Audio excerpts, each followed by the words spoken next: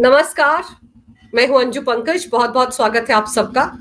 एक तरफ तो ईडी की कस्टडी में दिल्ली के कट्टर ईमानदार सीएम अरविंद केजरीवाल से लगातार पूछताछ हो रही है, लगातार उनकी ग्रिलिंग हो रही है, और दूसरी तरफ आज दिल्ली हाई कोर्ट में अरविंद केजरीवाल की उस याचिका पर सुनवाई होनी है जो उन्होंने शनिवार को दायर की थी।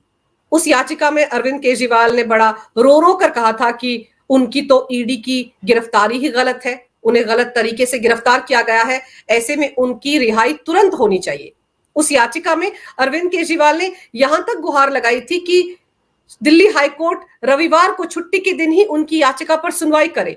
हालांकि दिल्ली हाईकोर्ट की तरफ से जोरदार झटका लगा था अरविंद केजरीवाल को। दिल्ली हाईकोर्ट ने दो टूक कहा था कि आजकल होली की छुट्टियां चल रही हैं, होली की छुट्टियों के बाद ही अदालत उनकी इस याचिका पर सुनवाई करेगी। तो आज होली की छुट्टियों के बाद 27 मार्च है, अरविंद केजरीवाल की याचिका पर दिल्ली हाईकोर्ट में सुनवाई होगी। अब क्या क्या संभावनाएं हैं, क्या उन्हें राहत मिल सकती है या नहीं मिल सकती है, इस पर हम बात करेंगे। लेकिन उससे पहले आपको बता दूं कि ईडी की कस्टडी में मंगलवार को अरविंद केजरीवाल के साथ क्या क्या हुआ है। दरअसल गजनी तो अरविंद केजरीवाल पहले ही बन गए थे। दूसरे दिन जब अरविंद केजरीवाल से ईडी की टीम ने पूछा था कि उनका 2020-21 के दौरान जो मोबाइल फोन वो इस्तेमाल कर रहे थे वो कहां पर है, तो अरविंद केजरीवाल ने कहा था कि वो तो गायब हो गया है, उन्हें पता ही नहीं है कि वो मोबाइल फोन कहां है। वो वही मोबाइल फोन था जिस पर विजय नायर ने अरविंद केजरीवाल को कॉल किया था, और तब फेस ऐप पर विजय नायर ने समीर महेंद्रू की बात करवाई थी। समीर महेंद्रू ने ईडी से पूछताछ के दौरान इस बारे में खुलासा किया था।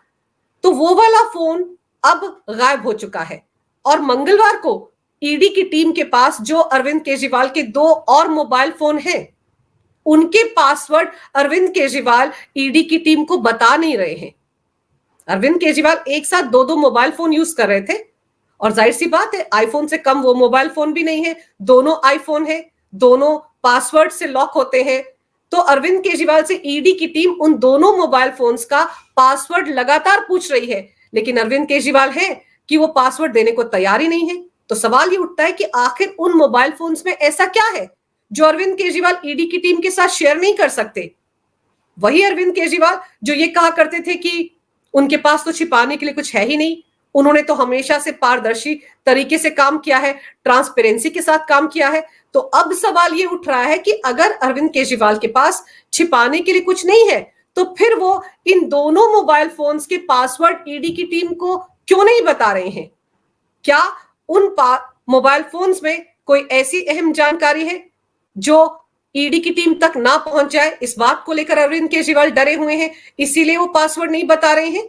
तो आखिर में थक हार कर ईडी की टीम ने फैसला कर लिया है कि वो अरविंद केजरीवाल के इन दोनों मोबाइल फोन्स को फोरेंसिक जांच के लिए भेज रहे हैं। जी हां, दोनों मोबाइल फोन्स की फोरेंसिक जांच होगी, और तब पता चलेगा कि किस तरीके से क्या क्या जानकारी उन मोबाइल फोन्स में है जो अरविंद केजरीवाल छिपाना चाहते थे। तो अब इन दोनों मोबाइल फोन्स की वजह से अरविंद केजरीवाल फंसने वाले हैं, क्योंकि आपको याद होगा संजय सिंह को जब ईडी की टीम ने गिरफ्तार किया था और उनका रिमांड लिया था राउज एवेन्यू कोर्ट से, तब ईडी की टीम ने यह कहा था कि उनके पास 200 GB डाटा है, डिजिटल फुटप्रिंट्स हैं, कौन कब कहां किस वक्त मौजूद था। तो अब अरविंद केजरीवाल के इन दोनों मोबाइल फोन्स के जरिए हो सकता है ईडी की टीम उन डिजिटल फुटप्रिंट्स को मैच करने की कोशिश करना चाहती है, और ऐसे में अरविंद केजरीवाल को पता है कि वो फंस जाएंगे, इसीलिए वो इन दोनों मोबाइल फोन्स के पासवर्ड बताने को राजी नहीं है। लेकिन अब फोरेंसिक जांच से इस बात का खुलासा होगा कि इन मोबाइल फोन्स में ऐसी कौन कौन सी खतरनाक जानकारी है जो अरविंद केजरीवाल ईडी के हाथ में नहीं जाने देना चाहते। इसके अलावा 5 दिन से लगातार अरविंद केजरीवाल से पूछताछ हो रही है। इस दौरान यह भी पता चला है कि एक कैबिनेट नोट मिसिंग है, और उस कैबिनेट नोट के बारे में भी अरविंद केजरीवाल से ईडी की टीम जानकारी हासिल करना चाह रही है, लेकिन अरविंद केजरीवाल कुछ बताने को राजी नहीं है।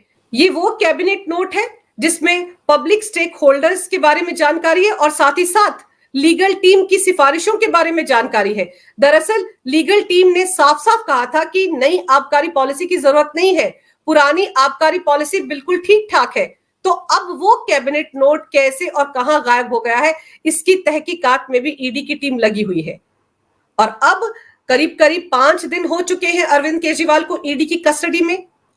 के कविता उन्हें तो 14 दिन की न्यायिक हिरासत में तिहाड़ जेल भेज दिया गया है। हो सकता है उनको भी लाकर अरविंद केजरीवाल के सामने बैठाकर पूछताछ की जाए। तो धीरे धीरे करके ईडी की टीम अरविंद केजरीवाल के इर्द गिर्द शिकंजा कसती जा रही है। और अब बात करते हैं अरविंद केजरीवाल की याचिका पर आज दिल्ली हाईकोर्ट में होने वाली सुनवाई की। तो जस्टिस स्वर्ण कांता शर्मा की बेंच में अरविंद केजरीवाल की इस याचिका पर सुनवाई होगी। और मुझे तो ऐसा लगता है कि ये जानकारी जैसे ही अरविंद केजरीवाल की लीगल टीम के पास पहुंची होगी कि उनके मामले की सुनवाई जस्टिस स्वर्ण कांता शर्मा की बेंच में होने जा रही है, तो हो सकता है कि उनकी इस याचिका को वापस ले लिया जाए। बिल्कुल ठीक वैसे जैसे अरविंद केजरीवाल की जब गुरुवार को ईडी की टीम ने गिरफ्तारी की थी, तो आधी रात को ही अरविंद केजरीवाल की लीगल टीम सुप्रीम कोर्ट पहुंच गई थी। लेकिन अगले दिन जैसे ही सीजेआई डीवाई चंद्रचूड़ ने यह कहा था कि अरविंद केजरीवाल की याचिका की सुनवाई जस्टिस संजीव खन्ना की बेंच करेगी, तो वैसे ही उनकी लीगल टीम ने उनकी याचिका को विथड्रॉ कर लिया था। तो अब समझने वाली बात यह है कि हो सकता है अरविंद केजरीवाल की लीगल टीम को जस्टिस स्वर्ण कांता शर्मा से भी डर लगे। और उसकी वजह बिल्कुल साफ है, क्योंकि अभी 12 मार्च को जस्टिस स्वर्ण कांता शर्मा ने ही अरविंद केजरीवाल के लाडले अमानतुल्ला खान की याचिका पर सुनवाई की थी। अमानतुल्ला खान पर वक्फ बोर्ड के चेयरमैन रहते हुए करोड़ों की धांधली करने का आरोप है। उन पर आरोप है कि उन्होंने नौकरियों के बदले लाखों रुपए वसूले और फिर उस पैसे से अपने कुछ सहयोगियों के नाम पर बेनामी संपत्ति बनाई। तो अब उस मामले में ईडी की टीम उन्हें भी नोटिस भेज रही है, सम्मन भेज रही है, लेकिन वो है कि बार बार सम्मन मिलने के बावजूद ईडी के सामने हाजिर नहीं हो रहे थे। तो उन्होंने पहले राउज एवेन्यू कोर्ट में अपनी अग्रिम जमानत के लिए याचिका दायर की थी, वहां से उनकी याचिका खारिज हो गई, तो वो दिल्ली हाईकोर्ट पहुंचे थे और 12 मार्च को उनकी अग्रिम जमानत की याचिका को दिल्ली हाईकोर्ट ने भी खारिज कर दिया था। उनके मामले की सुनवाई जस्टिस स्वर्ण कांता शर्मा की बेंच ने की थी। और किस तरह की टीका टिप्पणियां उस वक्त जस्टिस स्वर्ण कांता शर्मा ने की थी, वो सुनने लायक है, क्योंकि उनको सुनने के बाद ही अरविंद केजरीवाल की नींद उड़ गई थी। तो जस्टिस स्वर्ण कांता शर्मा ने अमानतुल्ला को बार बार ईडी की तरफ से जो सम्मन जारी किए गए थे उनका पालन नहीं करने के लिए फटकार लगाई थी। उन्होंने अमानतुल्ला खान के रवैये पर भी सवाल खड़ा करते हुए कहा था कि जांच एजेंसी के सम्मन की बार बार अवहेलना करना जांच और न्याय प्रशासन में बाधा डालने के बराबर है। अग्रिम जमानत किस लिए चाहिए थी अमानतुल्ला खान को? क्योंकि वो ईडी के सम्मन से बचना चाहते थे, पूछताछ से बचना चाहते थे। तो जस्टिस शर्मा ने यही कहा कि बार बार ईडी के सम्मन की अवहेलना करना जांच और न्याय प्रशासन में बाधा डालने के बराबर है। आगे उन्होंने क्या कहा था? आगे उन्होंने अमानतुल्ला खान से कहा था कि इससे, ऐसा करने से आपराधिक न्याय प्रणाली में विश्वास कम होता है लोगों का, ऐसा होने से अराजकता बढ़ती है और कानून के शासन के प्रति सम्मान कम हो जाता है। ये बातें उन्होंने अमानतुल्ला खान की याचिका के एवज में कही थी। और फिर साथ ही साथ उन्होंने जोर देकर कहा था कि विधायक या कोई भी सार्वजनिक हस्ती कानून से ऊपर नहीं है, जांच एजेंसी के साथ सहयोग करना जनसेवा है। जस्टिस स्वर्ण कांता शर्मा ने आगे क्या कहा था? उन्होंने कहा था कि अमानतुल्ला खान को जांच में पूरी तरह से सहयोग करना चाहिए और जांच एजेंसी की तरफ से अमानतुल्ला खान पर लगाए गए आरोपों के बारे में सच क्या है ये जनता को भी जानने का अधिकार है। और ये तभी होगा अगर अमानतुल्ला खान ईडी के सामने पेश होते हैं। तो ऐसे में उन्हें ईडी के सम्मन की अवहेलना करने का अधिकार नहीं है। ईडी वो जांच एजेंसी है जो पूछताछ के लिए, किसी भी मामले में पूछताछ के लिए देश के किसी भी नागरिक को सम्मन भेज सकती है और उस नागरिक का ये कर्तव्य है कि वो ईडी के साथ जांच पड़ताल में सहयोग करे। अरविंद केजरीवाल भी तो उसी डगर पर सवार हैं। अमानतुल्ला खान भी ईडी के सम्मन का लगातार निरादर कर रहे थे। अरविंद केजरीवाल वो शख्स हैं जो दिल्ली के सीएम की कुर्सी पर बैठे हुए हैं और इसके बावजूद उन्होंने 9 समन्स का निरादर किया। 9 समन ईडी ने भेजे लेकिन उनका पालन नहीं किया। और इसी दिल्ली हाई कोर्ट में 2 बार वो गिरफ्तारी से प्रोटेक्शन मांगने के लिए गए थे। दोनों बार उनकी याचिका खारिज हुई दिल्ली हाई कोर्ट में। 21 मार्च को उन्होंने फिर से दिल्ली हाई कोर्ट में ये गुहार लगाई थी कि वो ईडी के सामने पेश होने को तैयार है, बशर्ते उन्हें गिरफ्तारी से राहत मिल जाए, प्रोटेक्शन मिल जाए, उनके खिलाफ ईडी कोई दंडात्मक कार्रवाई ना करे, ऐसा कोई आदेश दिल्ली हाई कोर्ट दे दे। तब दिल्ली हाई कोर्ट ने अरविंद केजरीवाल के खिलाफ ईडी के पास जो सबूत थे उसकी फाइल देखी थी। जस्टिस कैथ, उन्होंने अपने केबिन में बैठकर ईडी के सबूतों की फाइल को खंगाला था और उसके बाद उन्होंने क्या टीका टिप्पणी की थी वो भी गौर करने लायक है। उन्होंने कहा था कि इतने पुख्ता सबूत आपके पास केजरीवाल के खिलाफ है और आपने आज तक केजरीवाल को गिरफ्तार ही नहीं किया। बस उस टिप्पणी के बाद ईडी की टीम एक्टिव हो गई और उसी दिन शाम को शीश महल में 10वें सम्मन के साथ ईडी की टीम पहुंच गई थी और पूछताछ के बाद अरविंद केजरीवाल को गिरफ्तार कर लिया गया था। अब मजेदार यह है कि अरविंद केजरीवाल ईडी की इसी गिरफ्तारी को अवैध बताते हुए, ईडी की कस्टडी को अवैध बताते हुए उसी दिल्ली हाई कोर्ट में पहुंच गए हैं तीसरी बार और उन्हें उम्मीद यह है कि उन्हें राहत मिल जाएगी। तो उन्हें यह भी समझना चाहिए कि जस्टिस स्वर्ण कांता शर्मा ने ही अभी 7 फरवरी को संजय सिंह जो शराब घोटाले में ही गिरफ्तार हुए थे 4 अक्टूबर को उनकी नियमित जमानत याचिका को खारिज कर दिया था। बताती हूं आपको कि उस दिन क्या हुआ था 7 फरवरी को। ये देखिए, 7 फरवरी को दिल्ली हाईकोर्ट में जस्टिस स्वर्ण कांता शर्मा ने संजय सिंह को जोरदार झटका दिया था। संजय सिंह की नियमित जमानत याचिका को जस्टिस स्वर्ण कांता शर्मा ने खारिज कर दिया था। तब ईडी ने संजय सिंह की जमानत का यह कहकर विरोध किया था कि इस शराब घोटाले से हुई काली कमाई को सफेद करने के लिए संजय सिंह ने एक फर्जी कंपनी बनाई थी। ये जानकारी दिल्ली हाईकोर्ट को ईडी की तरफ से दी गई थी।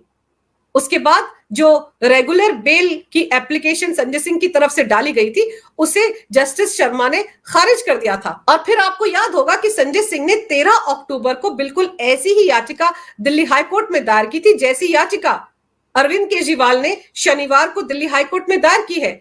उस याचिका में संजय सिंह ने कहा था कि उनकी गिरफ्तारी अवैध है, राउज एवेन्यू कोर्ट ने जो उनकी कस्टडी ईडी को दी है वो भी गैर कानूनी है। उस मामले में क्या हुआ था? उस मामले में भी संजय सिंह को मुंह की खानी पड़ी थी क्योंकि दिल्ली हाई कोर्ट की तरफ से कहा गया था कि ईडी की तरफ से जो सबूत उनके खिलाफ अदालत के सामने रखे गए हैं उन्हें देखकर साफ पता चलता है कि शराब घोटाले में संजय सिंह की भूमिका रही है, उसे नकारा नहीं जा सकता, इसलिए उनसे पूछताछ जरूरी है। इसलिए ना तो उनकी गिरफ्तारी अवैध है और ना ही उनकी कस्टडी अवैध है। लेकिन दिल्ली हाईकोर्ट के इसी फैसले के खिलाफ संजय सिंह सुप्रीम कोर्ट पहुंच गए और आजकल उनकी इस याचिका पर जस्टिस संजीव खन्ना की बेंच सुनवाई कर रही है। तो अब गौर करने वाली बात यह है कि बिल्कुल इसी तरह से अरविंद केजरीवाल ने ईडी द्वारा उनकी गिरफ्तारी और राउज एवेन्यू कोर्ट द्वारा उनकी जो कस्टडी ईडी को दी गई है उसे अवैध करार दिया है और इसीलिए वो दिल्ली हाई कोर्ट पहुंचे हैं। तो आज जब जस्टिस स्वर्ण कांता शर्मा उनकी इस याचिका पर सुनवाई करेंगी तो अरविंद केजरीवाल को राहत मिल जाए इसके आसार बहुत कम है, बल्कि 0.1% ही है, क्योंकि इसी अदालत में अभी 4 दिन पहले जस्टिस कैथ की बेंच ने ईडी के पास अरविंद केजरीवाल के खिलाफ शराब घोटाले में जो सबूत है, जो सबूतों की फाइल है, उसे खंगाला है। जिसके बाद इसी दिल्ली हाई कोर्ट की बेंच ने यह कहा था कि अगर इतने पुख्ता सबूत आपके पास अरविंद केजरीवाल के खिलाफ है तो आज तक उन्हें गिरफ्तार क्यों नहीं किया गया। तो अब आप ये मानिए कि जब जस्टिस शर्मा इस याचिका पर सुनवाई करेंगी तो क्या ईडी की टीम उनके पास अरविंद केजरीवाल के खिलाफ जो पुख्ता सबूत है उन्हें जस्टिस स्वर्ण कांता शर्मा की अदालत में पेश नहीं करेगी? क्या जस्टिस स्वर्ण कांता शर्मा ईडी से उनकी दलीलें नहीं सुनेंगी? और जब उनके सामने ईडी की टीम ये सारी दलीलें रखेगी, जो सबूत पहले जस्टिस कैथ की बेंच के सामने रखे गए हैं, उन सबूतों को जब जस्टिस स्वर्ण कांता शर्मा की अदालत के सामने रखा जाएगा तो अरविंद केजरीवाल कैसे खुद को बचाएंगे? और अब तो ईडी ने अरविंद केजरीवाल से पूछताछ भी की है। ईडी की टीम ये भी तो बताएगी जस्टिस स्वर्ण कांता शर्मा की अदालत को कि अरविंद केजरीवाल के पास एक पुराना फोन था जो गुम हो गया है। अरविंद केजरीवाल को पता ही नहीं है कि वो फोन कहां है, जबकि उस फोन में नई आबकारी पॉलिसी के दौरान किए गए फैसले, अरविंद केजरीवाल ने किस किस से बात की, साउथ लॉबी के किस नेता से बात की, शराब घोटाले के दौरान जो पैसे का लेन देन हुआ है उसको लेकर क्या बातचीत की, उसके सारे सबूत उस पुराने फोन में थे। लेकिन अरविंद केजरीवाल ने उस फोन को शायद डिस्ट्रॉय कर दिया है। जब ये जानकारी ईडी की टीम जस्टिस स्वर्ण कांता शर्मा की अदालत को देगी तो अरविंद केजरीवाल अपना बचाव कैसे करेंगे? और फिर अब तो दो दो और मोबाइल फोन जो ईडी की कस्टडी में है इस वक्त अरविंद केजरीवाल के, और अरविंद केजरीवाल उसके पासवर्ड नहीं बता रहे हैं। उन दोनों फोन्स को ईडी की टीम को फॉरेंसिक जांच के लिए भेजना पड़ रहा है। जब ये जानकारी भी ईडी की टीम जस्टिस शर्मा की बेंच को देगी तब अरविंद केजरीवाल क्या करेंगे? और साथ ही साथ सी अरविंद के सामने बैठाकर जो पूछताछ की गई है और जिस तरह से हर सवाल का जवाब अरविंद केजरीवाल ने टाल दिया है, जब ये सारी जानकारी ईडी की टीम जस्टिस स्वर्ण कांता शर्मा की बेंच को देगी तब क्या होगा? अरविंद केजरीवाल ने तो पिछले 5-6 दिन के दौरान ईडी की टीम ने जितनी भी पूछताछ उनसे की है उन सवालों का जवाब सीधे सीधे दिया ही नहीं है। यानी कि वो साफ है ईडी की टीम के साथ सहयोग नहीं कर रहे हैं। तो जब वो ईडी की टीम के साथ शराब घोटाले में पूछताछ के दौरान सहयोग नहीं कर रहे हैं तो फिर वो कैसे उम्मीद करते हैं कि उन्हें दिल्ली हाई कोर्ट से आज कोई राहत मिल जाएगी? तो देखना दिलचस्प है कि आज अरविंद केजरीवाल के साथ क्या होता है। क्या सच में उनकी इस याचिका पर जस्टिस स्वर्ण कांता शर्मा की बेंच में सुनवाई होती है या उससे पहले उनकी लीगल टीम डर के मारे इस याचिका को विथड्रॉ कर लेगी? और फिर इस वक्त पूछताछ जिस मकाम पर चल रही है अरविंद केजरीवाल से ईडी की, उस मकाम पर आकर उनको जमानत या राहत देने का सवाल ही नहीं उठता। तो अरविंद केजरीवाल भले ही दिल्ली हाईकोर्ट जा रहे हो, लेकिन जैसे पिछली 2 बार उन्हें जोर का झटका लगा है दिल्ली हाईकोर्ट से, वैसे ही मानकर चलिए कि आज भी उन्हें दिल्ली हाईकोर्ट से जोर का झटका लगने वाला है। अगर आपको ये वीडियो अच्छा लगे तो कृपया इसे लाइक करें, शेयर करें। अगर आप पहली बार मेरे चैनल पर आए हैं तो कृपया मेरे चैनल को सब्सक्राइब करना ना भूलें। मेरे चैनल को अपना पूरा समर्थन दें। ये वीडियो देखने के लिए बहुत बहुत धन्यवाद। नमस्कार। भारत माता की जय हो। वंदे मातरम और जय श्री राम।